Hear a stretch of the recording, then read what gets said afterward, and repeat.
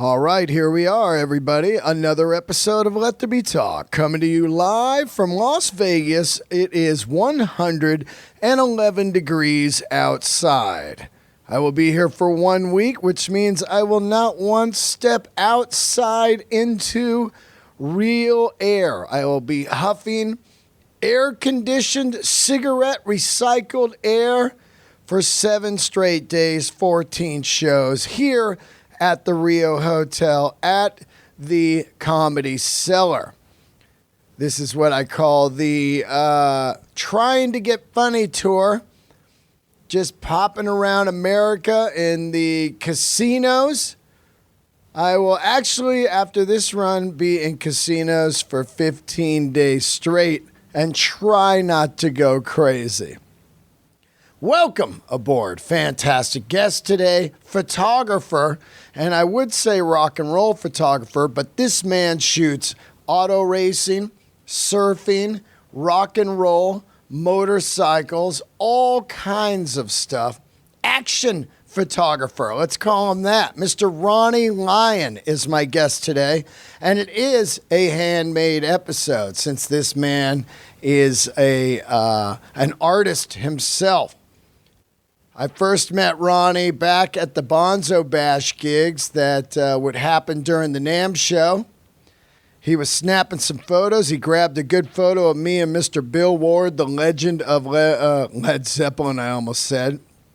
But the legend of Black Sabbath. Of course, we all know who Bill Ward is, and maybe a future guest if we cross our fingers, but I don't think so.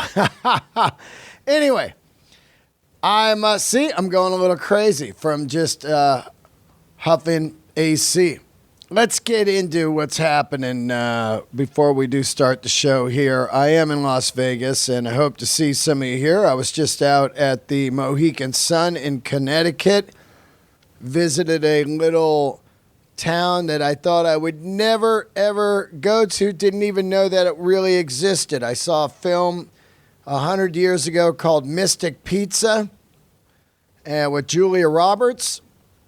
No idea that it was a real place.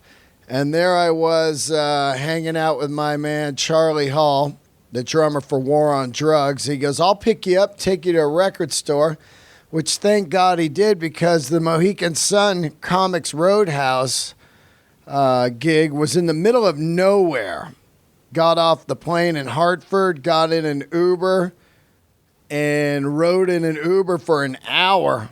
And out in the woods, I felt like I was on an episode of Sopranos. I was like, are you taking me out here to blast me, or what's going on? It was wild. But there it was. We turned around a big long bend in this beautiful casino. One of the finest casinos I've ever seen. I still can't believe this venue. And great club owners. Mike and Mark are fantastic comedy club owners and type of people that you wish everybody was that owned clubs. So thank you, Comics Roadhouse, and thank you to the Del Raisers that came out, and thank you, Charlie Hall, that took me to Mystic. It was wild. Mystic reminded me of like Bolinas or Amity, like a small Amity where the background of Jaws. I think that's Martha's Vineyard. I know that, but wild to see Amity and Mystic Pizza and go to Mystic Disc. Very cool record store that a guy owned there that went to Woodstock. A lot of people say they went to Woodstock, and no, 90% that say they went didn't go.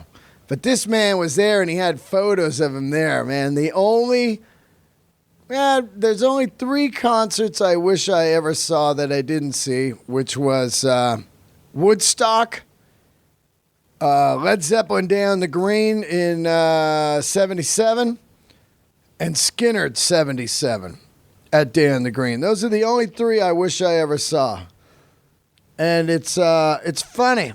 I remember a couple years ago doing a little thing on here on the intro saying if you could get into a time machine what concert would you go back and see? And the answers were amazing. Everybody had really cool answers, but mine would definitely be, if I could only pick one, it would probably be Woodstock, just because of what a massive cultural and music event that was.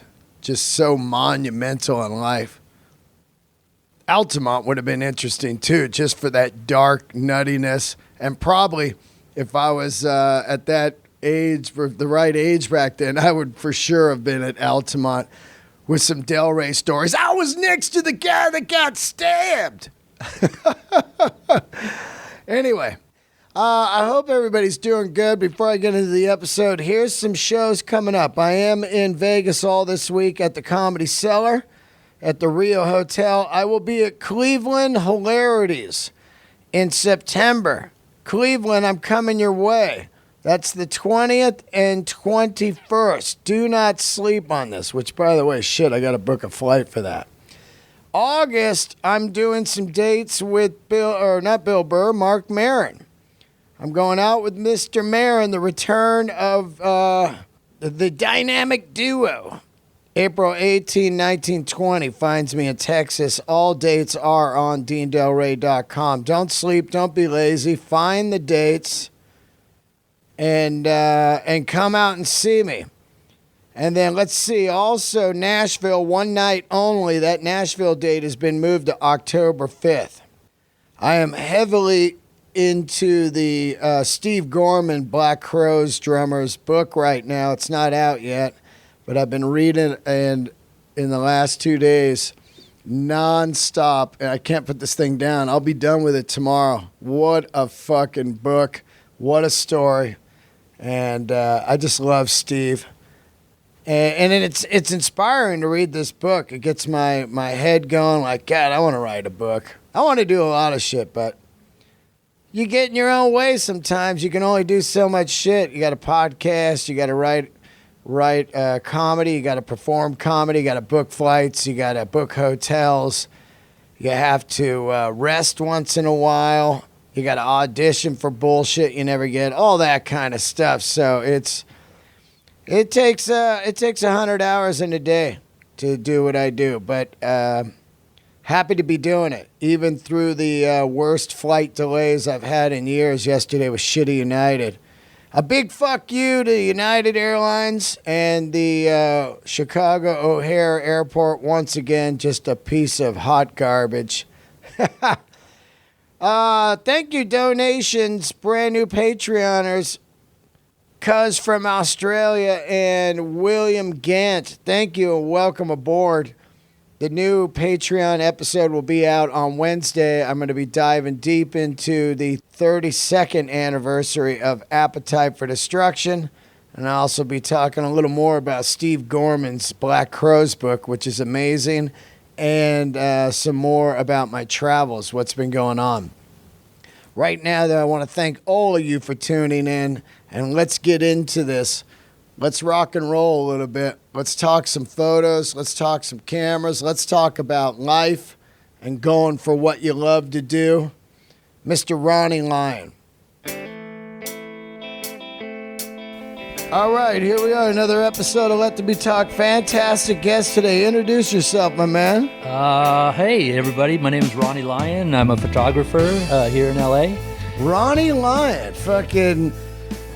I think I met you at the Bonzo Bash first. That was the first time I remember. I was looking through some photos and I saw you. It was when you were still eating sugar. Yeah, Fat Dean. Fat Dean era. Fat Dean. I'm not afraid of those photos. Yeah, I got a good shot of you talking to Bill Ward when Bill Ward got. Yeah, great one. I'm like leaning in. Yeah. He's in a wheelchair. Yeah. That was when, you know, like a lot of people say, I can't believe Bill Ward wasn't in on the Sabbath. They fucking burned him. But, no disrespect to Bill Ward. I love Bill Ward. But when you see, I saw Bill Ward there, and you realize right away, oh, wow, man, I don't think he would be able to do a 2-year tour. And we're just being honest here. Yeah, he had some medical issues. He was wearing these large gloves on his hands to keep his hands warm. I think he something with the medication was circulation or something in his hands. He was tripping out on his hands, so he had these big gloves on. Everybody was asking, "What are those things on his hands?" I'm like, I really didn't know until after the show was over that I found out what they were, but pretty frail at the time. Yeah. He got ushered in the building by all the security and wheelchair. No, he walked. Yeah, was he in a wheelchair in the photo? No, he was in a wheelchair. He walked in, but he was real delicate. He had his guys around him, and they, made sure everybody wasn't going to knock into him. And he such a draw. I mean, everybody was so excited to see Bill Ward. Yeah, they hadn't seen him in a while, and that was great. Yeah, I mean, as much as we want Bill Ward in there, I think a lot of people just they're not honest. And maybe a lot of times the actual person isn't honest with what kind of condition they're in.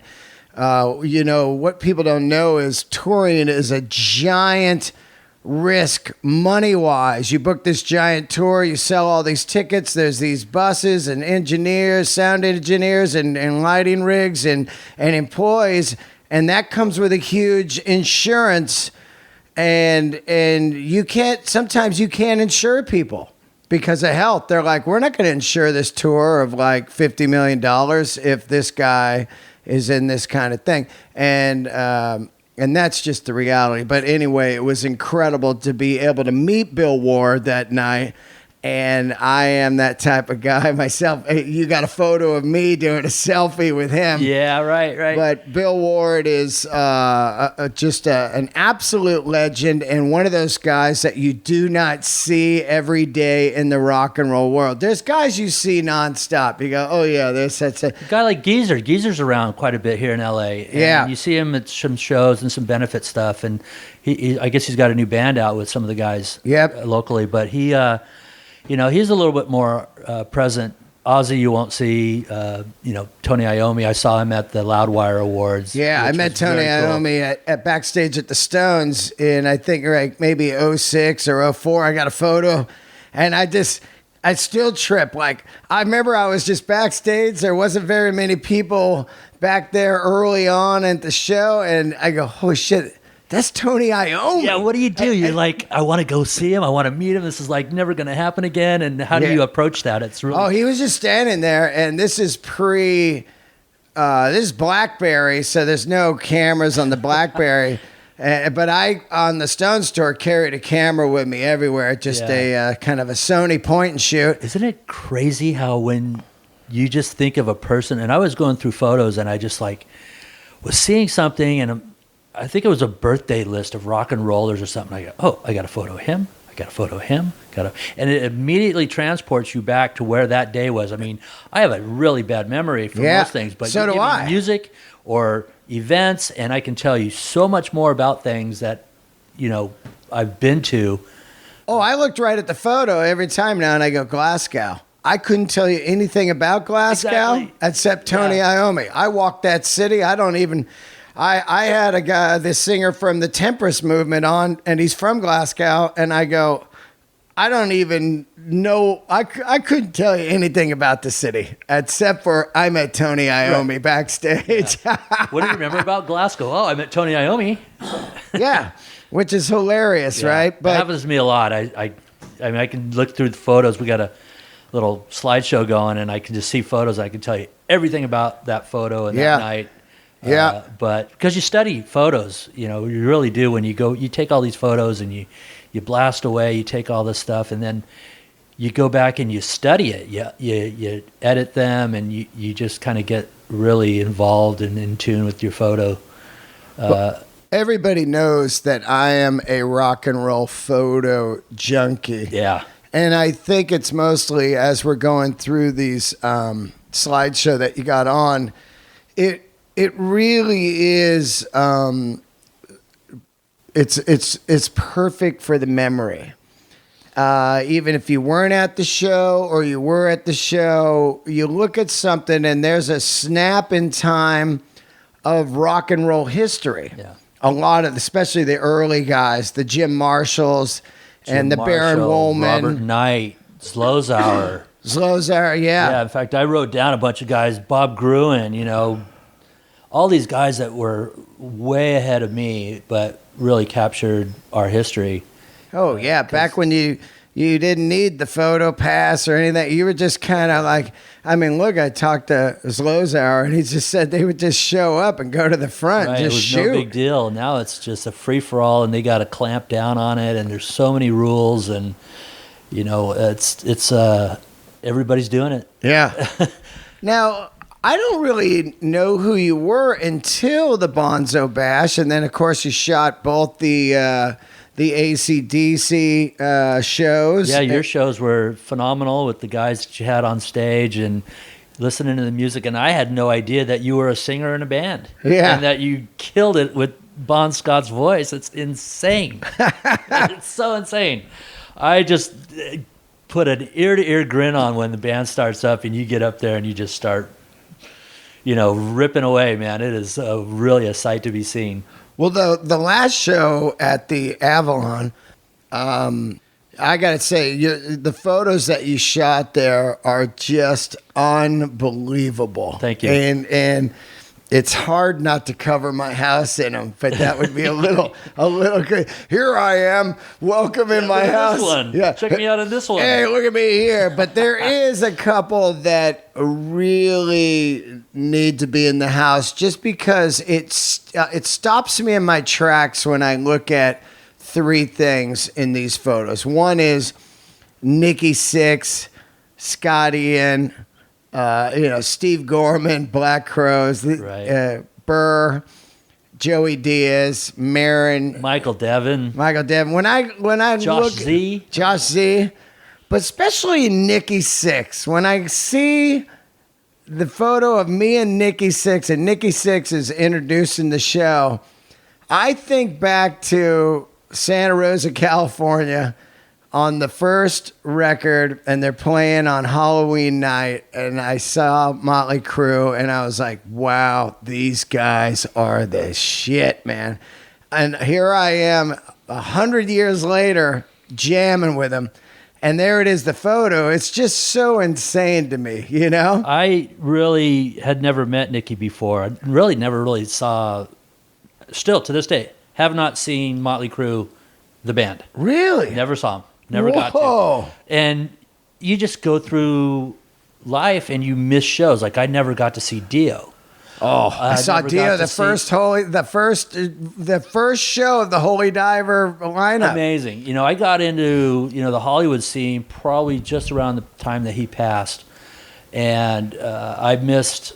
There's shows throughout the '60s or '70s and '80s and '90s and 2000s that are classic shows that I missed. Just for whatever reason, and that was a bucket list item for me, and I never got to do it. I've been super, super fortunate to shoot a lot of shows that most people haven't been able to get to, and the photos I have are pieces of history for me, and that's how I wanted to do it. I wanted to go see shows and just capture something for myself. Right. And when I shoot, my style is to try and capture, if you weren't there, then to have enough photos that you could look at these photo gallery and get a sense of what it was like to be there. Right. And so I'm all over the place. I'm running around like an idiot, just trying to capture front of the stage, back of the stage, up in the balcony, everything I can get, because I want to remember it for that myself. How did you get started? Because I don't really know you until around, I'd say, 8 years ago. Yeah. Well, I have always kind of had cameras in my hands, little Instamatics and cameras, little consumer cameras all the way through my life. I grew up surfing, and so as a surfer, you always want to try and get pictures of yourself or your friends. And so Down in Huntington Beach? down in Huntington, Orange County, South LA, Torrance and Redondo Beach area. But when I moved to Orange County when I was 10, that's when I really started to surf and really get into the lifestyle. I think I first started surfing, first time in the water was about 67. Whoa. Yeah.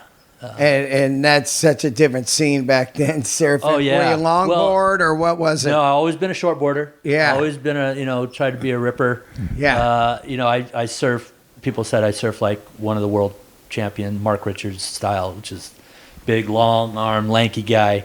And I still ride shortboards. And now, you get a little older, you start riding longboards just to go out and have fun, because the kids Nowadays, they're just ripping around you. They're paddling around you in circles, and you're just going, fuck. It's insane what they do on the surfboard. It's just I can't even believe, especially I'm obsessed with big wave rides of the Mavericks and that spot down out there is San Diego. Down in San Diego. Yeah, there's like a secret spot out there. I was watching these Blacks guys. is probably one of the bigger wave spots. It's been around for a long time. There's a couple between there and LA, but Blacks, I would say, it just is that submarine canyon that just focuses these big giant peaks, and they just well up and just go. And then there's the wedge. Yeah. The wedge down in Newport, and now they're starting to surf that a lot more. So, well, I can't even believe the Mavericks. To think about how that was kept a secret for like 30 years. Right, Jeff Clark was a local guy, and he's dead now, right? No, not Jeff Clark. The other guy that discovered it or with him or whatever, he died out there. Yeah, right? Jay, I forget Jay's last name. Jay Moriarty. Jay was a young kid who went out there early on. Was a little Grom Charger from Santa Cruz, and he went out there and he got pitched on his very first wave, like 40-foot drop, But he ended up. I don't even think he died there. Mark Fu died there. Mark Fu from Hawaii, and that was when Mavericks had just, became legitimate. It was like when the Hawaiians came over, and I think that was 90-something or yeah. When the Hawaiians came over and saw it, Ken Bradshaw, Mark Fu, Brock Little, rest of soul. When they came over, it was legit. They legitimized that spot. But Jeff Clark, the guy who found it, he surfed it for years with nobody. He'd go out there by himself. Can you believe that? Oh, it's shark-infested water. I mean, it's just dark, gloomy, and man, it's in crazy. A cove. It's so wild to think about that. I've always loved surfing as a kid. Every November, my mom would take us to Hawaii to the Pipeline event. In November, the biggest waves at the time. And we would watch those, and I would try to go out there and surf that. They're like, pounded. You fucking Howie, or whatever they call you. You idiot. You're out there. They were more probably afraid that you were out there. Oh, yeah, get drowned. Because you're putting the lifeguards in danger when they have to rescue you. And it's not to be messed with. But I watched those. Serious. I watched those guys ride those waves when I was a kid, and then of course I got obsessed with skateboarding and the whole Dogtown era and all that, and BMX, and it's just pure California for me. It's 100% California. Growing up in that, and also it's so photogenic. Sure. Shooting photos of skateboarding and BMX. Glenn Friedman was there shooting all that stuff, and surfing is I've only tried it a few times, but it is a magic. It's ballet on the water, man. It really is a dance. It's an art form, and I always looked at surfing as I wanted to make the wave look better with me on it than without me on it, because the wave is an art form in itself. It's just pure nature, and it's just an insane thing to be a part of. But if you can tell by looking at, you can go to any beach and you can tell the guys that are ripping.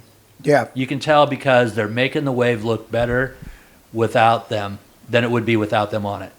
And you can tell the guys that are fucking it up and kooking out, and you just can tell. And that's how I've always tried to surf, and to make the wave look a little better with me on it than without me on it. Now it's the other way around. Getting a little older and not surfing quite as well as I did. And the kids just are so good these days.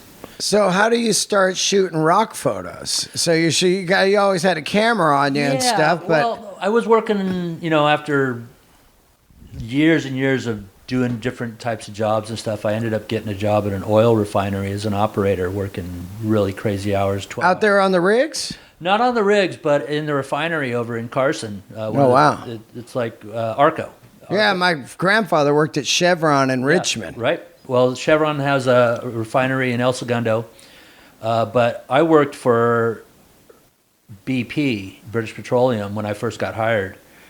They had bought the Arco refinery in Carson, which is the biggest refinery in LA. I remember when BP and Arco kind of combined. Right. So I was working there, and as an operator, work these crazy hours, 12-hour rotating shifts. Just the worst shift type of work there is, health-wise.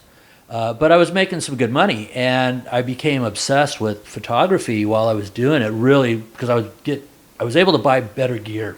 Rock photography or just photography? Photography in general, and it makes me a little irritable when I hear rock photography, because if you're a photographer, you're a photographer. You know, you can be a photographer first. Do your thing. Get your eye, get your art form down. When you say you're a rocktographer, I kind of get a little. It's like you're a photographer first. If that's all you're doing, that's fine. I always wanted to have a broad range of what I could shoot. I probably made my bones in photography, in rock music photography, because I got access early on to some really good shows. Like, you know, I have to give credit to a few people that really gave me the access, allowed me to get in, which was VintageRock.com and Sean Perry. Eric Castle introduced me to Brian Tishy, and through that, I was able to get in through all the Bonzo Bash shows from the very beginning. That's how you started, the Bonzo Bonzo that was kind Bashes? of near the beginning. I had been shooting for a couple of years with a decent camera. Getting back to the refinery, I was making money. I was able to buy better equipment. I was becoming more obsessed with photography. I'm watching baseball games or football games on TV. I'm not even watching the game. I'm watching the guys on the sidelines. Oh, what's that guy got? You know, what's that guy, you know, using? And Yeah. so it really, I mean, I was born in Yosemite, so Ansel Adams. sure. And early landscape photos are really my introductory to incredible photos. Right. And photos that were really saying something. They were taking you somewhere. And that was the thing about Ansel Adams. See, I never went and took formal schooling. I was self-taught and everything with my photography, and I couldn't tell you how to develop film right now. I wasn't that early on. Right. In high school, when they had photography classes, like, fuck that, we're going surfing. We're out of here. Yeah. We didn't hang with. I get it. those I'm the people. same way. Like, I remember they had the photo class, and Yeah. and I remember Yearbook and all that, and we were just like, yeah, nah. I was like, hey, check out the guitar and, We were and the- cars Right. and Well, motorcycles. I'll tell you, in high school, I was doing ceramics. Yeah, and clay. bongs, making bongs. And we had plastics. And so between the two classes at Cypress High School where I went, we had a plastics class and in ceramics. So I was taking photos by Neil Preston that they were selling at the local record store, putting them on a piece of burnt wood, and then putting resin over the top of them. I making get old it. photos out Yeah, of them. remember those? Yeah. People would have those hanging in their I house. used to do those. Yeah, they'd burn the wood Yeah. around the You'd edges. take a torch and that burn the shit edges. is so sick. And I used to buy Neil Preston photos of Jimmy Page playing Yeah. a double neck. You know, I was a total rocker. Yeah, and then they'd make a clock out of them. Yep. Remember that? Crazy They'd put a stuff. fucking clock. I don't have any of those. I wish I had one, man. They were great. Yeah. But ceramics, I was throwing pots and, you know, making different stuff. But in plastics, we were, you know, lathing bongs and Yeah. rolling trays and, you know, kinds of stuff. And our teachers were so cool to let us do that kind of stuff. I always took photos. Me and my buddy Eric Wettenkamp, and he even took more later on. But we snuck cameras into every show. I've got boxes of photos, and I met these people as in junior high and high school, and have photos with them. And I've moved 100 times in my life, and I own these photos. They're the still only have 'em. They're the only things I own still. Now the things I don't own, and I own pretty much everything from my childhood, was all the photos I bought in the parking lot. And these guys would be out there selling these 11 Sure. by 16s, black and whites. I remember they were $5 and $10, and they'd be right in the trunk. There it is. Angus Young, Henry J. Kaiser, like, oh God, Bon Scott. And my house was covered in them. Yeah. And, you know, I just put the fucking thumbtack through them. Oh, Posters on the wall, you just dude, ruin them. thumbtack. Oh, now. Then the tape on the corners and you pull it down. It Oh, rips yeah. off the edge. Dude, now. I don't even touch the photos I know. now. Like, I got a photo over there Baron Woolman just sent me that's about to be gosh. it's going to be the centerpiece of this house. of Jimmy Page's guitars. I don't know if you've ever seen that photo, but he was at Day in the Green, right, their last shows in the U.S., and he walked on stage, and they were about to come on. And he shot a photo of the seven guitars sitting there. I'll show it to you when we're done. Crazy. But my point is, I would carry a camera everywhere also. So when you're shooting before pre-rock and roll and you're out there on the oil rigs, what are you shooting? You shooting at some oil refinery shit? I started shooting surf. Surf was the main reason why I got a camera and video camera was, being a surfer, we always wanted to see yourself surf and wanted to see your friends surf. And the early, through the 60s, late 60s, 70s, and 80s, surfing was my life. That's all I did. I was a rat. I surfed 4 or 5 times a week. Who were the big guys in the 80s, the pros, the big dudes? For me, my OP heroes, classics. Well, my heroes were Jerry Lopez, Roy Russell, Jackie Dunn, the guys in Hawaii, Buttons, Mark Lydell, all the pro surfers, PT, I was a surfing idiot. Sean Thompson, Mark Richards, these were guys that I just idolized. I've actually gotten to meet a lot of them, and the photographers at the time, these guys would have these super long lenses. Remember those? They'd be out on the beach. I remember in Hawaii. Yep. These guys would be out there. They'd have the not the tripod. It was the single stick. The monopod. Yep. And they'd just be there with these bazooka lenses shooting these guys. Right. Well, those guys, Jeff Devine, Bob Barber, Woody Woodworth, all these guys were shooting, and I never really paid. I was more idolizing the surfers because of what they're doing. Jackie Dunn was this young white guy, Howley, who was in with the boys. I mean, he was as good as these guys. And there's an North Shore underground crew of guys that were surfers that we just lightning bolt. I had lightning bolt surfboards. Yeah. Because I just idolized. Oh, I remember guys. lightning bolt. Remember the clothing? Oh, yeah. Shit, dude, I had the lightning bolt long sleeve shirt. And then it became just bolt after a while. But I ditched it after that. But OP, lightning 10. bolt, Hang 10, pre-Miller's Outpost. Sure, Pacific Sunwear, that was kind of after the thing. And the John's Surf Shop, you get that shit. John. That was East Coast. But I know, but just... Like I went to Florida once for a vacation, got that. It was like surf clothes were as much rock and roll as rock and roll clothes. Right, there really wasn't any other style of clothes other than, Vans, OP shorts were so vital. Then it became Caton. We had Caton shorts, which were the alternate. They were made at Sunset Beach down here in Huntington Beach. Rip Curl, Quicksilver, all these early brands became the standard and what drove that whole industry. Isn't that wild how big it was? Yeah. So getting back to the photographers, these guys had these super long lenses, and that was always what I had aspired to in my photography was to get, you get your first cameras and you got a 200 millimeter lens and you think, oh, look how big this is. And you get out on the beach and there's a guy with a 500 millimeter and you're just like, fuck, I got to get that. So you just get obsessed with getting better and better. It's all about girth and length. Totally. See, man's been wanting girth and length the whole time. It does not change when you get into photography and lenses. It's interesting to think too, because when you're shooting surfing, it's a lot like shooting rock and roll because it's movement, it's uncontrollable lighting. Right. It's and I always said when you shoot rock and roll, to get the main photo, you have to shoot 100. And also you have to learn how to, like rockers, they move like crazy back in the day before the shoegazing era. Holy shit, Angus, Jimmy Page, Eddie Van Halen, David Lee Roth, these guys are flying all over. So surfing is the same thing. It's moving fast. Yeah, it's about shutter speed and light. It's with concerts I learned that low light shooting is so much different than shooting outdoor. Of course. It's so much easier to shoot outdoor because you have all this light and you can really dial in the right exposure.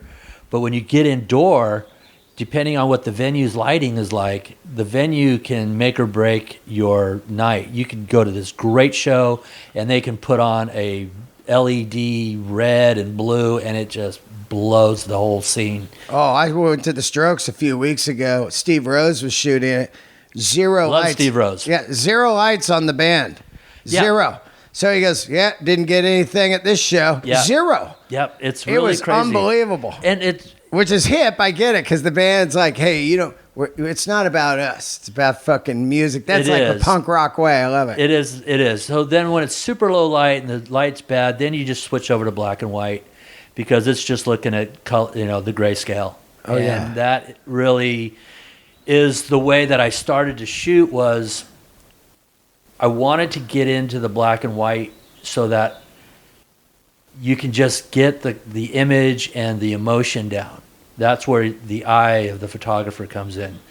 When you can get into the colors and the low light and all that works out, it's great when those elements come together. But it's so hard sometimes that you just switch over to black and white and shoot that way, and things seem to kind of work out. Surf, you have the daylight and the blue skies and the colors and the backlighting of the waves, and there's elements to every aspect of photography that, if you just do concert photography and you don't shoot outdoor and you don't know anything about that, it's, you're limiting yourself, and I really don't like doing that. I like to have a range, so I shoot all types of genres now. So you were shooting surfing, and Yeah. were you selling any of those photos, or what was Well- going on? Because you're still working a job. Yeah, I was working a job. I was working, 750 hours of overtime and working nights and days. And whenever I had free time, I was out shooting concerts or surf when there was a swell in, whatever I could do to get, more and more photography done. And I didn't really sell a lot. And still to this day, it's really tough to sell a lot of photography unless you have a client or somebody that wants a certain something. And so You mean in anything? In like anything. Rock, wow. right, with rock, theater, music, portraits, band portraits, if you look Everything's free. Isn't everything's it fucked? free, so it's really hard. Music's free. The work's free. Yeah. The people want free tickets. They want free podcasts. They want free shirts. Everything. It's fucking crazy. Right. The fortunate thing for me was that I was hooked up with a website that was able to get me into shows. And that's all I needed. So I was spending my own money for parking, gas, and all these things just so that I could get this archive of photography, of photos. I've been so fortunate to see a lot of the heroes of my era, and that's what drove me. It was like, oh, here's an opportunity for me to go and see this band and capture something, hopefully. And that's what I did. And so I just went after all that. Once you start like shooting Bonzo Bash, so that's kind of how you get your start Yeah, into the that- rock and roll. Yeah, I have to thank Eric Castle for introducing me to Brian, and then Brian and Joe Sutton. Those guys really allowed me to flourish and be there for rehearsals. So from 2011 through 2015, I think I shot most every one of the Bonzo Bash shows, plus the Ox and the Loon and the Randy Rhoads Remember shows.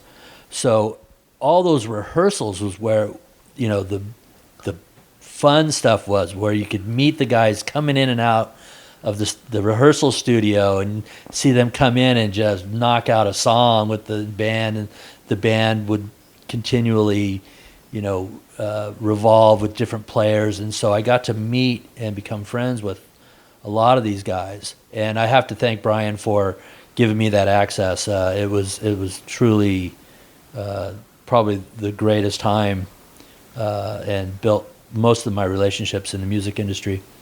So when you're shooting Bonzo Bash, were you passing those photos around and then somebody contacted you and said, hey, do you want to shoot for this website? Yeah, well, I had the website prior to the Bonzo Bash, so I would use the website as a jumping off spot for me to just make a network. What website was it? It was vintagerock.com. VintageRock.com. Yeah, so and they could get you passes to gigs. Yeah, because all the music websites, usually whoever's the editor, publisher will be on a email list of all the PR people in town.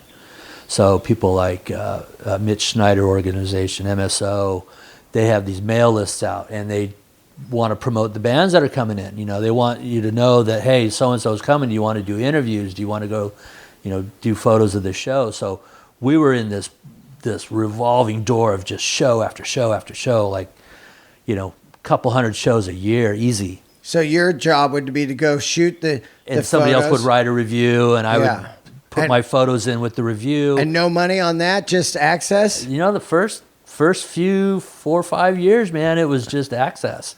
I was happy to do that. I was making money on my other job, and it was doing okay. And, this was my thing. This was where I was getting. It eventually worked out that became my primary gig. How does that happen? Because one day you go like, hey, man. You get fired from your job, and you got to go, wow, what am I going to do? Oh, you got fired? Oh, yeah. Well, yeah, I got fired, and I ended up, it was a big old arbitration thing, and I sued him, and I won. And so what did you fire him for? Get fired for? They wanted you to, you have to take these tests. You have to requalify in your job at the refinery. And the refinery life is really crazy in that it's a completely dangerous technical space. It's a big kitchen. Everything's hot and cold, hot and cold. You're boiling, you're condensing. You're doing all these different things with crude oil.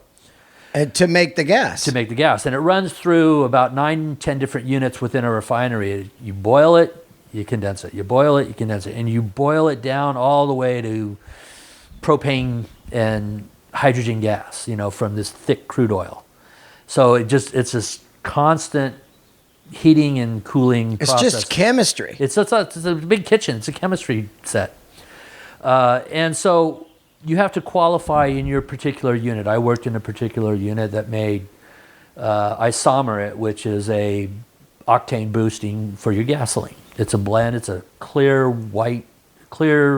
hydrocarbon that you blend in with gasoline, stock gasoline, and you boost the octane so that it can go into the gas pumps. Yeah, because these, they used to have like 110 octane and all that. Right, now it's 87, 88, 89, and 91. Yeah, do you think all the octanes are bullshit, or do you think that most cars can run on the lowest? I think most cars can run on the low and regular. It depends on certain engines. Unless you got like a Porsche air-cooled. Right, like my wife has a Mazda, and it requires 91 octane. Right. And I think I put in 87 one time by accident, and it actually knocked around. You could hear it. Yeah, you could hear it didn't perform quite right. Yeah. But most of even the new cars can run on unleaded 87. How about this myth? My buddy, I always argue with him. He goes, "Yeah, I don't go to Arco, man. That's got water in their gasoline and shit. That's all myth, right?" It's a bit. There's a formula. It's a formula because most of the gasoline that is produced by even all these local refineries, Chevron, Conoco, Arco, BP, Valero, they are all the same formula. Because when one refinery has a mishap and an accident or something blows up and they have to reduce rates, there's a stock of gasoline that they can, and pipes and valves that they can ship to other refineries. Yeah. So let's say a refinery makes gas and they sell it to Chevron Station, Arco, and Texaco. Is that how that works? Right. So it's all the same shit? So you have these kind of big oil storage tanks all throughout LA, the big white ones that are about 40, 100 feet across. And they can be used by any gasoline station, Shell, Conoco, Valero, Arco. It's an inside job, dude. So it's all the same shit. It's pretty much the same formula. They say, we add hydrogen to the gas. It's like, no, they don't. Yeah. That's bullshit. Yeah. The gasoline is a formula, and it's usable amongst the entire population. So if you go to one of those cheap, shitty gas stations, same stuff. It's the same stuff. Same stuff. I've been saying that for years. And get your cheapest gas wherever you can get. Yeah, my buddy Ian's like, nah, man. Well, as soon as I went to Arco, my engine light would come on. Yeah. I'm like, that's something else. Yeah. That's not the gas. Else. Yeah, right. Yeah, no, get your what is it? America or American Eagle gas. There's all kinds of little I see mom and pop stations all over. They're getting the gas from the same depot as all the others. My buddy just closed his station, and he sold it for big money, the land, and he told me something interesting.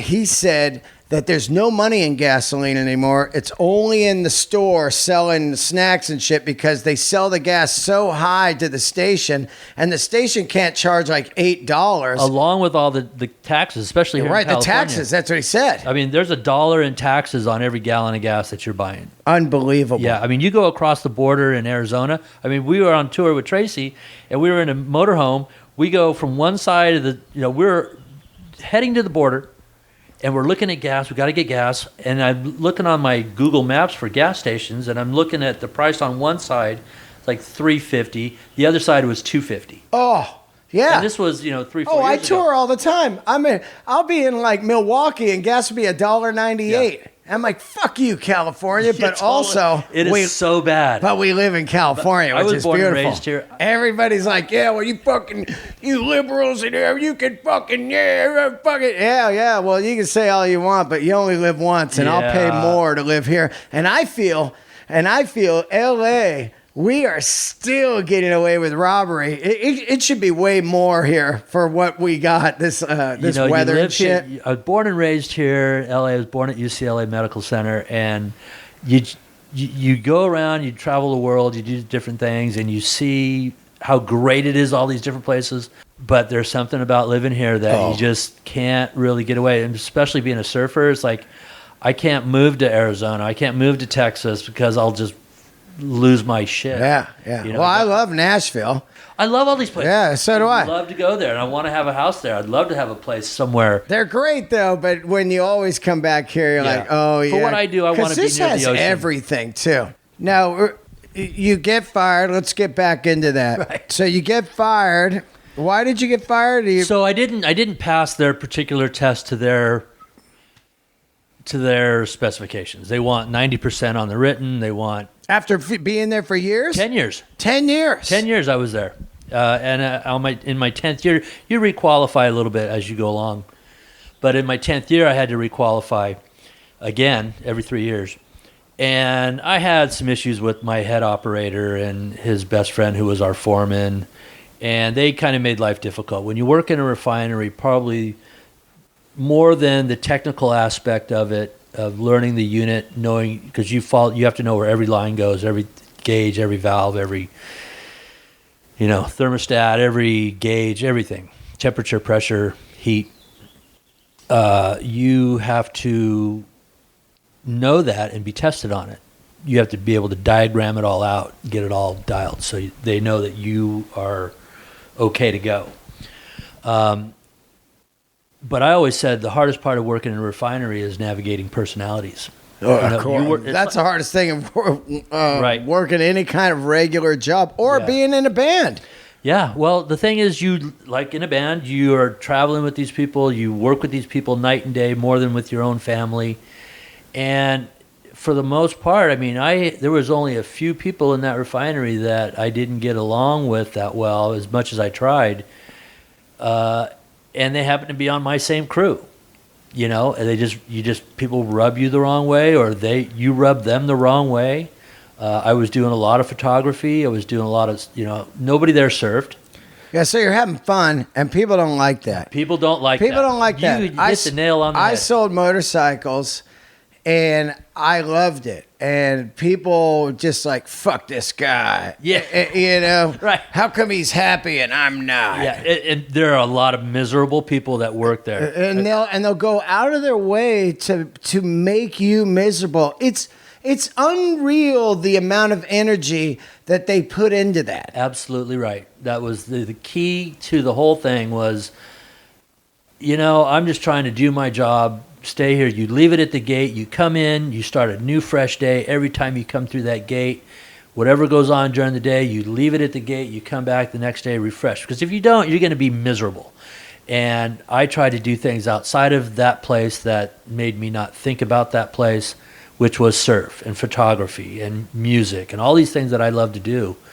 Then I would go back in, inevitably you'd say, hey, what'd you guys do this weekend? Well, we went to the desert and we rode motorcycles in the dirt. And I'm like, okay, great. I went to the surfing. I went and saw fucking Robert Plant. I went and saw Paul Rogers. I was on stage with Paul Rogers shooting him, this and that. And they were just like, what the fuck, dude? They're like, how do you get this access. And it just kind of, I don't know, maybe people just didn't dig it after a while. Yeah, they're like, let's get rid of this guy. Yeah, well, these guys went out of their way to try and get me out of there, and they so you got fired and you sued him and won? Sued him for arbitration for wrongful termination, and I won. I went through arbitration, and the arbitrator guy, the judge, after the thing, because I showed up in a suit and tie, and he goes, Ron, I just want to thank you for showing up and respecting the arbitration process, because you showed up in a suit, you were respectable, and they made their case for almost 12 hours, like a day and a half of making their case. Within 30 minutes of us making our case, they said, let's stop, let's go outside and negotiate a settlement. Oh. Because it was so obvious what they were trying to do. Yeah. They were trying to just make me to be the bad guy. I was on my phone all the time. I wasn't doing my job. I didn't know this. I didn't know that. But they were changing the rules and the goalposts the whole time I was testing and doing all these things. Right. New technical manuals were being produced, and I was going through them and finding things. And they were asking me questions about things that they didn't even know. Yeah. Right? They're just trying to get rid of you. Yeah, and so it was a bad scene. So when it was all done and said and done, I'm 50 plus years old, and I'm like, do I want to go back and chase that life again and get a job at another refinery and do this again? I said, fuck that. I'm going to get into my photography. I'm going to try and make it work. And that's what I did. So I focused on just being a photographer. So new rules now. When people call, you're like, hey, what's it pay? Yeah, but what's it pay too, right? You got to start laying that out. That's when it changed for me with comedy. The emails started to come after years of free, and it'd be like, hey, can you do Thursday? And the first thing I'd say is, how much does it pay and how long is the stage time? If you don't ask, they will never pay. Absolutely right. You don't ask, they'll just assume you're going to do it for free. And that's when you change, where they go, oh, okay, this guy's a professional. And that also is the point at which relationships change within the people you've been working with. Yeah. Because there's a point where you have to go out and make a name for yourself. And you're willing to do that to get exposure and to make your name available to people. And there really wasn't much pressure to the art form. It was an art form. I wanted to get the shots that I felt in my eye were the good shots. And then when it becomes the business side of it, it's like, okay, now duplicate that and get paid for it. Okay, well, the first thing you got to do is you got to say how much, and this is what I'm going to charge you. It took a long time for me to kind of come up with what my worth was. Right. And so when you start to, tell people what you think you're worth, oh, yeah, I don't know. I don't think, and then the phone starts to get a little. Were you asking other photographers, like, hey, what do you charge? I found that it's pretty. It's a gray area, right? It's a gray area, and with as many people that are doing it, everybody is out for number one, which I totally get. I am too. Yeah. So they're not sharing. Nobody's sharing. Yeah. Yeah. Nobody's sharing the knowledge. It's like asking somebody how much you make a year. It's none of your fucking business. Right. It's none of your fucking business. But what is your business is not lowballing the industry where you're now hurting everybody else. That's exactly it. I always say, the guy calls me and goes, hey, you want to do this gig?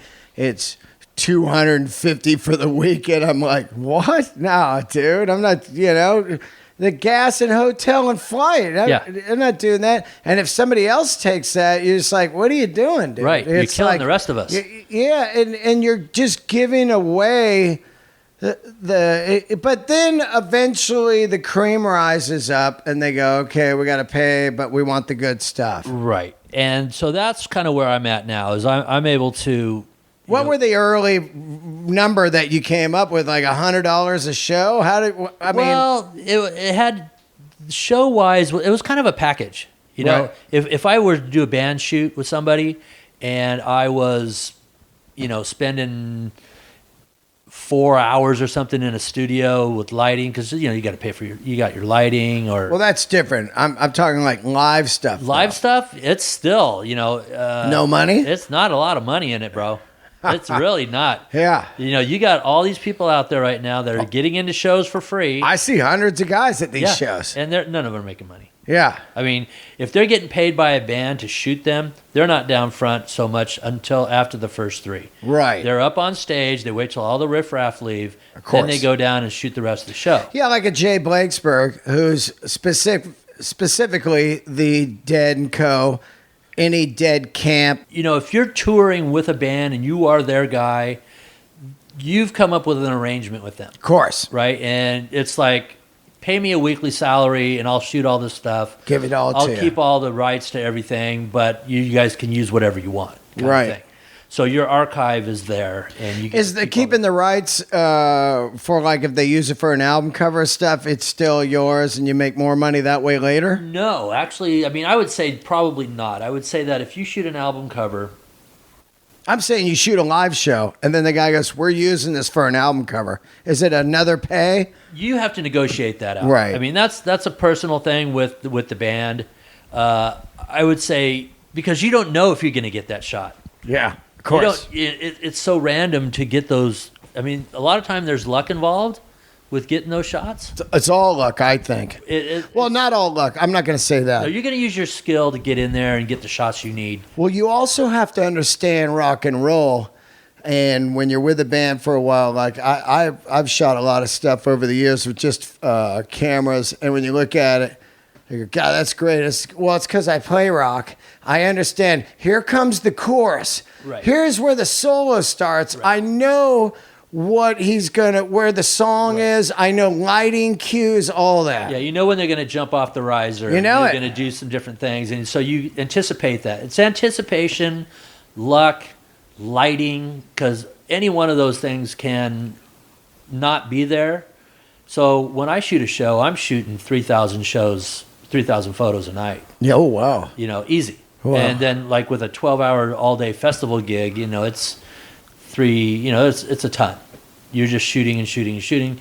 And it's with rock and roll, not only is it just the artist, you know, rock and roll is just the whole. Oh, it's the it's venue. It's the venue. Well, that photo you shot of us from the top of the balcony at the Bon Scott tribute, the venue is such a star on that. And Yes. the backdrop, the way they use that poster of mine on all the screens, Right. that really makes it look like this.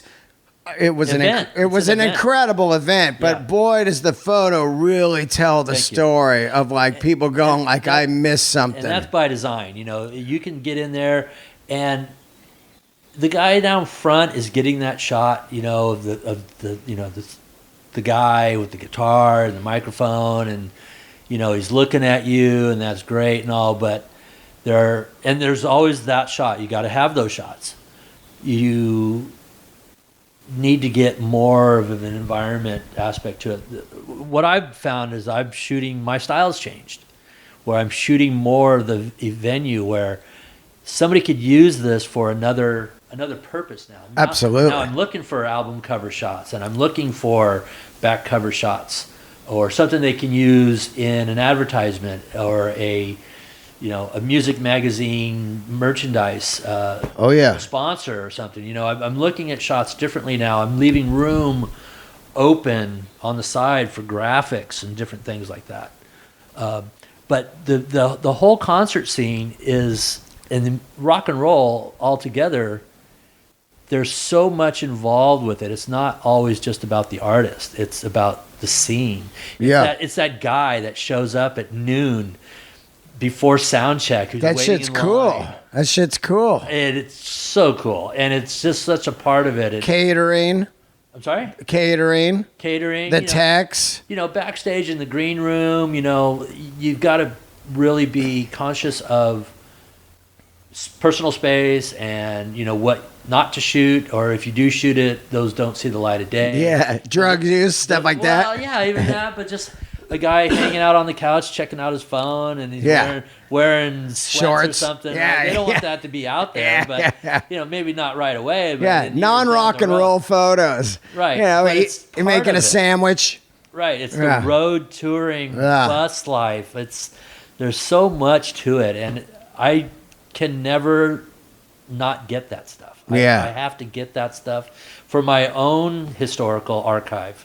I want to remember that stuff for myself. What cameras are you using now? Well, I'm a Canon guy. I've been using Canon pretty much my whole life. There's a big transition happening, revolution happening in camera and photography right now. Sony's?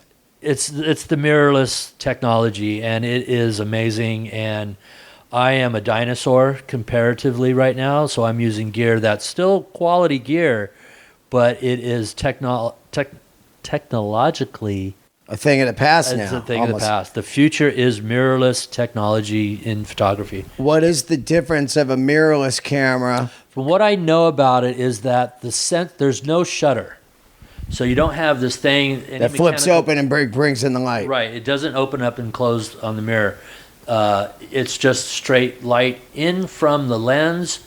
And when you look into a digital DSLR camera now, you look in and you see an angled mirror. That is gone. And the sensor, which is up above it, is now flat almost to the edge of the opening of the camera.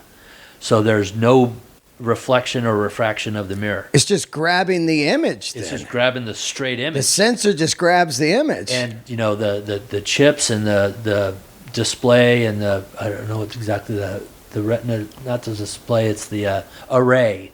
The array that is capturing all of that light, it's so good now.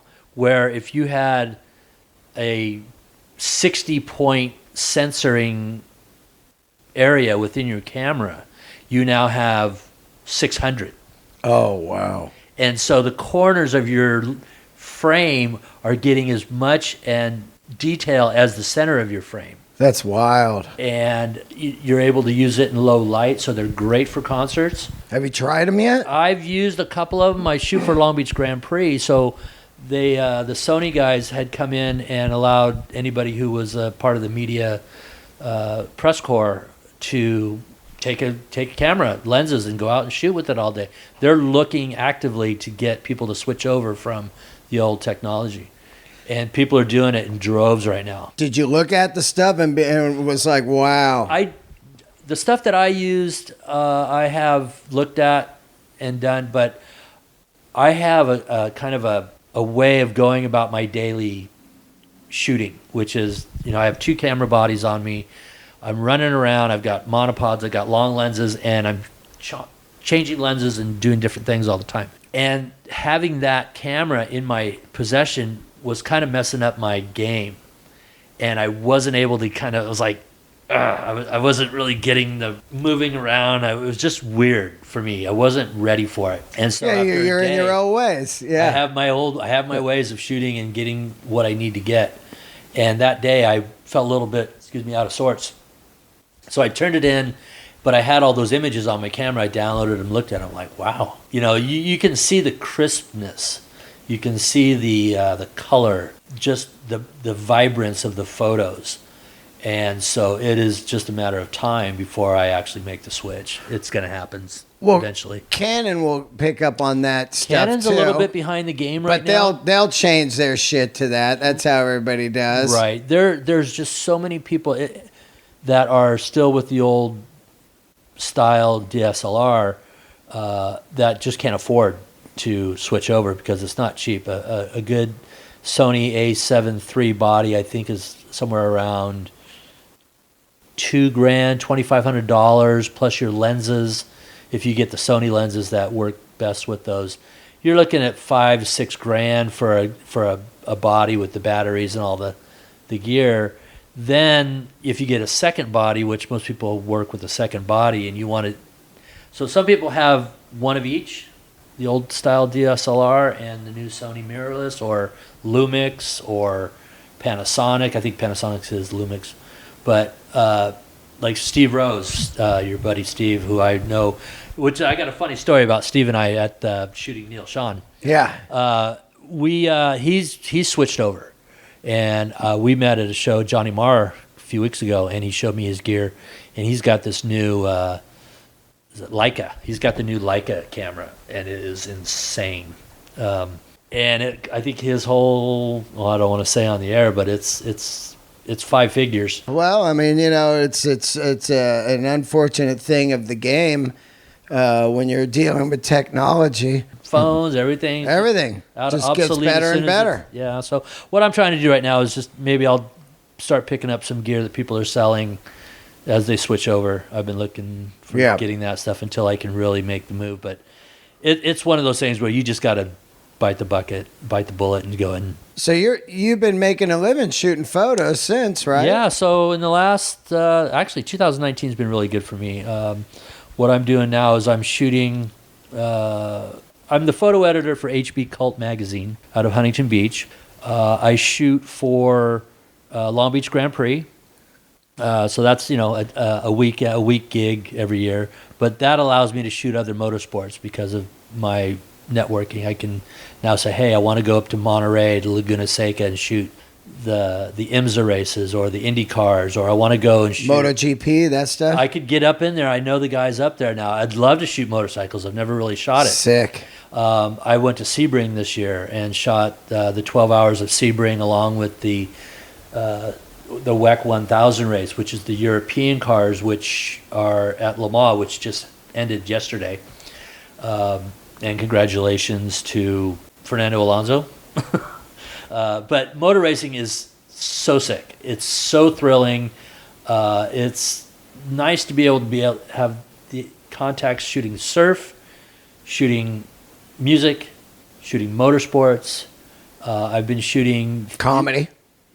I love it. Yeah. Been shooting musical theater. I got some really good stuff at your show of Bill and Joey Diaz. Yep. And Mark Maron. Yeah. I mean, great photos. They're incredible. You guys are so on stage. You're so alive, and you're so visibly animated. I mean, you're animated, and if you can grab those shots when you got this kind of weird. I got a picture of you when you're clicking next to your ear. One of your bits. Oh, that doesn't work at all anymore. The eardrum bit. And it's so great. And I can look at the photos and know the bits. Right. And sometimes though, I'll look at an old photo and I'll be like, God, I wonder what bit I'm doing there. Well, we did your show when you're 50th. Yeah, the 50th, which was 3 years ago, and I just dug a photo up from it. I wanted to show you because that was right before I found out I had diabetes, and really that night was the night I realized something was wrong with me, but I didn't go get checked out because I don't have health care. But after that show, I didn't feel well. I couldn't sleep all night. Let's see here. Oh yeah, that's your whole gallery right there. Wow. We're looking at our phone right now. So on my phone, I have all my galleries of. Yeah, so you can see how big I am. Yeah. Yeah. And it was this shot here I was going to show you because I took it out of the phone here, and I wanted to save it because I was like, God, I'm just giant there. What a great show, though. I was so happy to have been a part of that. The 50th anniversary. Yeah, Tracy was there, and I got to meet all kinds of guys. Old. I got a shot of me with Bill Burr, and it was I am so thrilled that I got to meet Bill, and you allowed me to shoot a few people since then. So after that show, oh my God, I mean, I'm Fat Ronnie right now, by the way. These photos that you took, though, were just mind-boggling. You know what was funny was we were shooting, and Chris D'Elia was there that night. Yep. There was Bill Burr got up on stage. Oh, and Joe Rogan. Yeah, Rogan. Yeah, so Rogan, funny. Man, it was as good as that one was, which was great. The last one was just. Yeah. The last one, it's tough to even really want to do another one. Yeah. I really want to do one more because it's the 40-year anniversary of Bon Scott's death and the 40-year anniversary of Back in Black. And the dream is to do it at the LA Forum. People are like, "Whoa, why do you want to go so big?" And I think that Bon Scott deserves that. I think he deserves the massive, massive glory. Yes. And I think the band deserves it because of what they did with Back in Black. And I thought, well, if I could get Queens of the Stone Age and, a Dave Grohl and get some serious big cats in, we could sell that Forum out. Absolutely. And rock it. Burr sold it out on his own. Yeah. So, I mean, come on. We get Burr, We get, say, Rogan. Nikki Sixx again. Oh, yeah, Nikki, absolutely. And then we just go up another notch of, some serious high caliber stuff, which I Queens of the Stone Age would be a dream. Maybe some dudes, Jerry Cantrell. Well, you got the contacts, and the people that have played your show, Yeah. and have had so much fun at it, have the contacts. So it's a word of mouth thing. Once it's announced and say, hey, we're going to do this thing, and we're looking at doing this, and you'll just go, I'm on board. And then if we shot it for Netflix, like a full rock and roll comedy tribute to Bon Scott, it would be insane. Yeah, I mean, the comedy alone, the comedy talent that was even at this last Powerage show. Oh, yeah. I mean, that's a Netflix special on its own. Oh, yeah, absolutely. And, I see you doing it no problem with the boys that you've had already. And, with them talking about how fun it was and them really putting the screws to some of their friends, it'll happen. Yeah. It'll happen, and it'll go big, easy. Yeah. I'm just thinking about it going, that's I want in. You'll be there for sure. You've been such a part of it. Let's talk a little bit. Has any bands besides? Give me the Neil Sean. Oh, okay. So 3 years ago now? They had the Dodger Stadium Classic shows. Oh, I remember that. The West Classic 2-day show. The headliners the first day were Fleetwood Mac, that whole thing. Fleetwood Mac, Journey. Wow. It was like, was Santana there? No, not Santana. Tower of Power. Not. Oh, Eagles. Eagles were there the second night. Doobie Brothers. Yeah. And it was old. It was old. It was like an old Cella. Yeah. Kind of thing, but at Dodger Stadium and in New York. It was so great. When Glenn Fry's son first played with the Eagles, and he looked so good, and he sounded so good, and the band, Joe Walsh, were so great. I got to see Fleetwood Mac with Lindsey Buckingham and all their glory. So you were there shooting it? I was shooting there. So Steve and I are sitting there, and we're right next to each other. We're shoulder to shoulder, and we're shooting Journey. I told Steve this story a couple weeks ago, and we have identical shots, almost with the identical gear, shooting Neil Sean, and he took one of his photos that he had, which was almost identical to mine, but he posted it to Neil Sean's Instagram. Yeah. And Neil Sean saw it and said, hey. Hired him. Contacted him and said, hey, I want you to come to New York to shoot the show. I think it was at Yankee Stadium or something. At Shea. Yeah, at the new stadium. Yep, MetLife. Yeah, and I go, so wait a minute. He contacted you and asked you, and he flew you out over there to shoot that show. And he said, yeah, man, because I know the other guys that shoot for Neil. One of them is Mike Savoya out in Seattle. And I'm like, dude, what the fuck? We got the same photo. I'm looking at my photo. I'm going, it's almost identical. And I told Steve this. I said, for me, that was a learning experience. Instagram. I got to get you on social media. Well, no, not only that, but the speed at which you can turn a photo around and getting to him. He goes, Ron, it was total luck. I mean, I never said, hey, let me go on tour with you or anything like that. He contacted me and said, hey, I want you to come with me. Yeah. And for me, that was just like light bulb, boom. You've got to work harder. You've got to work smarter. You've got to put your work out there, even though you're not getting really paid for it. Do that social media side of stuff. Offer it to people. Say, hey, look, I'm available for whatever. They may still say, yeah, I get 1 million requests like this a year, but there's that one time, and all you need is that one time.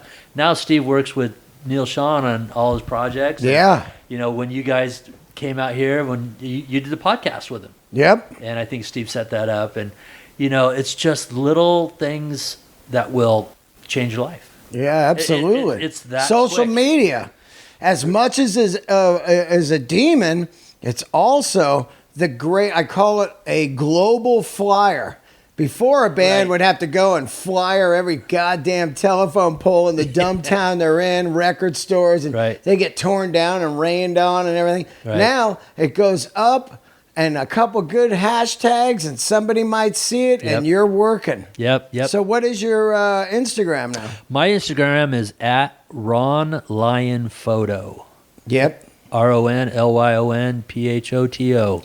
Have you been traveling with any bands? I've not recently. I've done some band shoots and some other photography for them on stage and stuff, but not since Tracy Guns have I really been out with anybody. You went out with LA Guns?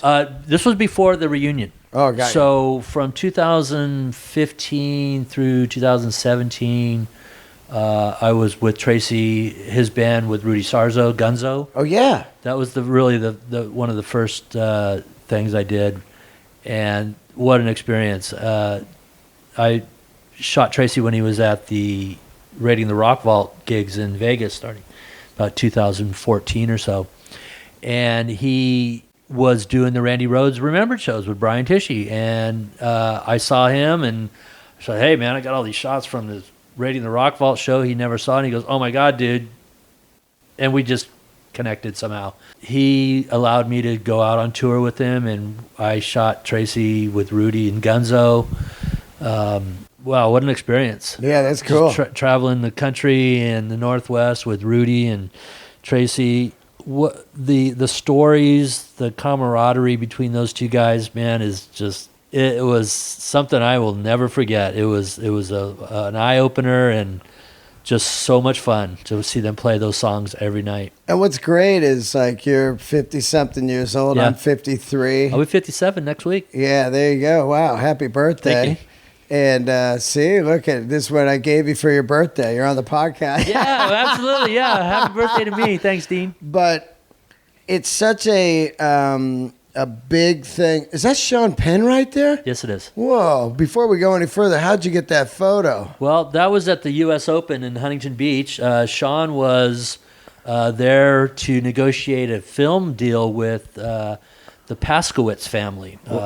Dr. Paskowitz was this surfer who was a doctor, and he ended up closing up his practice and taking his family for 30 or 40 years around the country just surfing. No shit. As an ambassador to the sport of surfing. And he didn't beat you up when you took the photo, huh? No. He looked pretty angry there. So what happened was he was... I saw him when I first walked in. I was going up into the VIP area, surfing area, and I saw him. He was walking the other way, and I go, "Hey, Sean, can I get a photo?" He goes, "Hey, man, I'm going to have a smoke or something," and he walked the other way. Yeah. And so I was like, he's here. So I kind of went up into the VIP area, and I saw him standing over there smoking, and I think he was with his son. But I saw him walking back, and I knew the path that he had to take, which was to come down these boardwalk, and then you turn right, you come up the stairs, and you make the landing, you make a left and the left, and you come up the stairs right towards me. I knew he was coming right at me. So I'm like, okay, I got to get my settings right. I checked my settings, and I saw him coming up the stairs. And I don't know if you know what you do when you walk upstairs, is you look at your first foot. Oh, yeah. You're always watching that first step. And it's not until after you start getting up the stairs that you end up looking up to the top. Well, he went up the first flight, turned left, came up the second flight. I'm ready to go. I'm looking right at him. He took his first step, second step, and he looked up and went, bam, bam, bam, bam, bam. Did he see you? He saw me, and he came right up, and I put the camera down, and he walked up to me. He walked right up to me, and he turned right, and I looked at him, and I said, "Thanks, Sean." And he goes, "Mm-hmm." Oh. And he walked right past me into the VIP area, and I peeled off to the left, and I went, "Fuck yeah, I got that You got shot." Spicoli at the surf event. If you look at that shot, that shot is... He looks angry. I have it framed in my studio. It's one of my favorite shots in that he looks like James Dean. Oh, yeah. He does. Yeah, he does. It looks like that famous walking James Dean photo. Yeah, it is. It's a crazy shot, and the eyes in this photo are so piercing. He's one of my top favorites I of love Sean all Penn. time, dude. I all love time. Sean Penn. People hate him. They hate his politics. Who gives a fuck? Who That gives guy- a fuck? At least he stands for something, Yeah, you know? he's got fucking balls to go And he's not a Trump voter. No, but but the thing about it is he's made mistakes and he Of course. he agrees, Yeah. He interviewed El Chapo. Yeah. That was pretty wild. Yeah, look at him there, man. He's got a cool jacket on.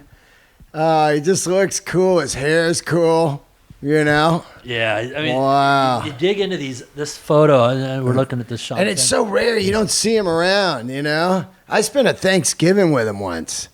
Pretty wild. Remember he used to beat up paparazzi? Oh yeah. And it wasn't until afterwards that I remembered that. Yeah. Oh fuck, I am so lucky I got that shot. Oh, absolutely. And you're lucky he didn't go like, look, man, I'm out Yeah, here. but you know what I was thinking that day, and I thought about it afterwards. Was fuck that. He was in my fucking part of town. Yeah. Yeah. He's in my hood. Right. Yeah. And he knew that, and I think that's why he kind of let it go. Is because That's I was great. up and around the VIP area shooting Right. people like Kelly Slater and all the Superstars in that superstars in the scene. surf world. Yeah, right. And so what I heard later on was that he was there to negotiate film rights for the story of Dr. Paskowitz, who had passed away. And he was negotiating with his son. And I don't think that ever went any further than that. It's cool that he was seeking out that story. Yeah, no, he's he's loves into the good beach. shit. Yeah, Yeah, he he's- loves those. Yeah, he's a Malibu guy. Yeah, You know, his life is, Malibu. And he recently told a great story about how he became Spicoli, which he never talks about. The Spicoli role because he can't stand it, I guess, or whatever. But he was on Conan and he told this fantastic story that he based the character off this surfer in Malibu that he would see all the time that was just a lunatic. And there were a lot of them then, man. yeah, and he said he was coming up the stairs a couple years ago from the beach. And the guy said, "Hey, Sean." He's all, "Oh, hey, how are you?" And he goes, "It's me, Larry," or whatever. And he's like, "Holy shit." He thought the guy would be dead or not be anything, but he was a normal human now with a family.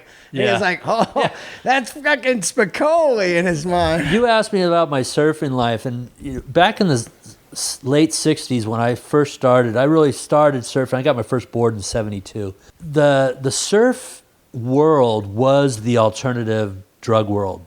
I mean, that was really, the North Shore, just the surf crowd was the alternative crowd. They were the original alternative crowd. They were outlaws too. They'd beat people up if they came to well, that still surfing. happens. I mean, all that that's- stuff, my beach, my wave. Go Lenata home. Bay. I mean, there's lots of local spots around that are very, very territorial. Palos Verdes, Wind and Sea down in San Diego. La Palos Jolla. Verdes is that whole lawsuit and everything going on. That's been going on, and I actually know some of the people involved with it. So it's just a territorial thing, and but the drug side of it was very big. And when we were growing up, the guys above us, the guys that we were, the Groms, and they were the local boys. You kind of wanted to emulate what they were up to, and so you kind of got immersed and involved in this world, and it actually took a toll. I mean, I got pretty hard into drugs and alcohol and that stuff, and fortunately I got out of that. I got 13 years. So 13 years. Yeah. Sober now. Yeah, I'll have 14 in December. Yeah, it's pretty. I think that's just how it is now in life. It's you burn it up young, and then you take that knowledge and you just roll on. It's very rare that you see some old rockers whipping. Yeah. People go like, "Hey man, you were out with the Stones. You see a lot of party." I go, "Dude, Yeah, it's a not business the now. 70s. Yeah, it's a business It's now. a And billion-dollar business." These guys are making money, and, Yeah. and they just can't afford to be out doing that. And Well, they're old too. These Yeah, bands, of course.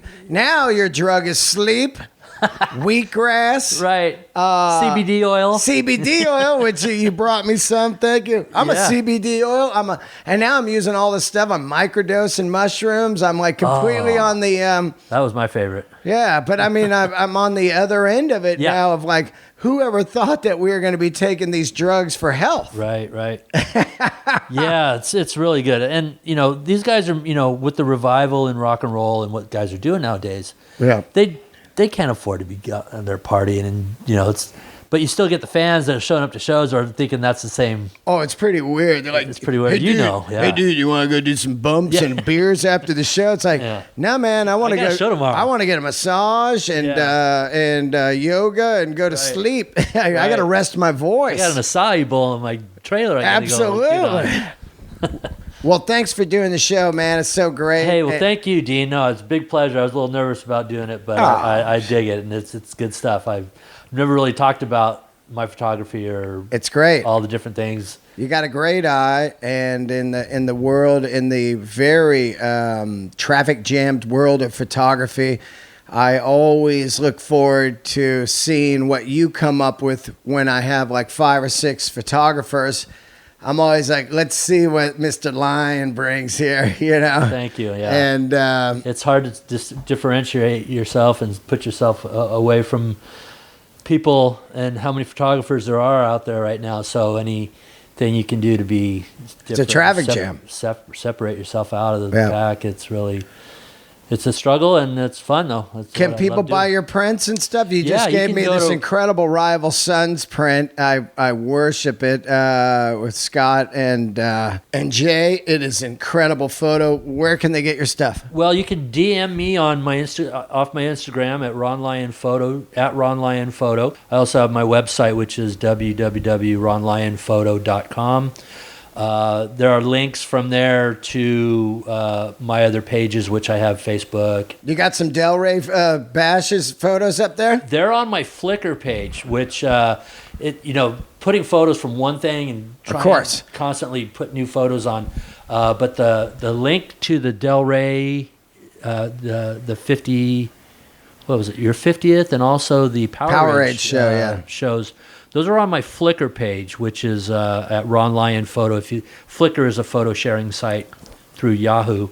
Ron Lyon Photo, look it up. You can get into my albums, and you'll find that. Yeah, if you guys are some Del Raisers out there and you want a photo, if you were at that show, I was really blown away. I met every person that walked into the door when the doors first opened for about a half hour. I just wanted to thank people that came in. They had that display with the... Had the display. You could take photos. Yeah. It was fucking... Look, I got goosebumps just thinking about it.